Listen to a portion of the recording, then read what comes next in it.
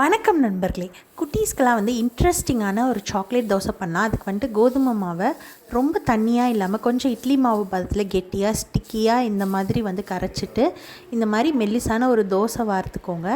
தோசை வார்த்துட்டு தோசையை வந்துட்டு கொஞ்சமாக ஆயில் சேர்த்து ரெண்டு பக்கமாக வேக வச்சுக்கோங்க. உங்களுக்கு ஆயில் வேண்டான்னா நீங்கள் வந்துட்டு பட்டர் சேர்த்துக்கலாம்.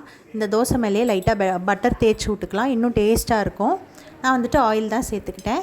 ஸோ இந்த தோசை ரெண்டு பக்கமும் வெந்ததுக்கப்புறம் நம்ம வந்துட்டு இதில் வந்து சாக்லேட் சேர்த்துக்கலாம். இப்போ வந்துட்டு நான் வந்து என்ன சாக்லேட் எடுத்திருக்கேன்னா, நான் வந்து ஹெர்ஷீஸ் சாக்லேட் எடுத்திருக்கேன். உள்ளே வந்து பாதாம் நட்ஸ் சேர்த்துன ஹெர்ஷீஸ் சாக்லேட் இருக்கும் இல்லையா, அந்த ஹெர்ஷீஸ் சாக்லேட் வந்து ஒரு 3 சாக்லேட் எடுத்திருக்கேன். இப்படி ரெண்டு பக்கமும் தோசை வெந்ததுக்கப்புறம் தான் சாக்லேட் சேர்க்கணும், இல்லாட்டி ஒரு மாதிரி மாவாக இருக்கும், சாப்பிட்றதுக்கு நல்லா இருக்காது. நான் வந்து இது அரிசி மாவில் செய்யலை, ஏன்னா அதில் ஒரு புளிப்பு டேஸ்ட் இருக்கும். கோதுமை மாவு தோசையில் தான் ட்ரை பண்ணியிருக்கேன்.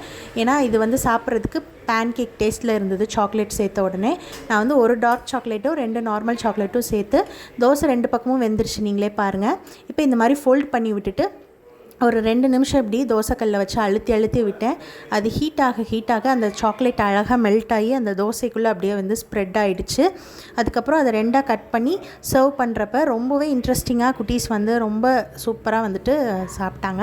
அதுக்கப்புறம் இந்த தோசையிலே வந்துட்டு நான் வந்து சும்மா வந்து ஒரு டீஸ்பூன் வந்து உள்ள நாட்டு சர்க்கரை சேர்த்துட்டு கொஞ்சமாக வந்து கிஸ்மிஸ் இருக்கும் இல்லையா, ரெய்சின்ஸ், அது வந்துட்டு உள்ளே சேர்த்து அதையும் இதே மாதிரி ஃபோல்ட் பண்ணி நல்லா சூடான உடனே அந்த நாட்டு சக்கரை கரைஞ்சி வந்துருச்சு. அந்த மாதிரியும் ஸ்வீட் தோசை பண்ணினேன், அதுவும் டேஸ்ட்டாக இருந்துச்சு.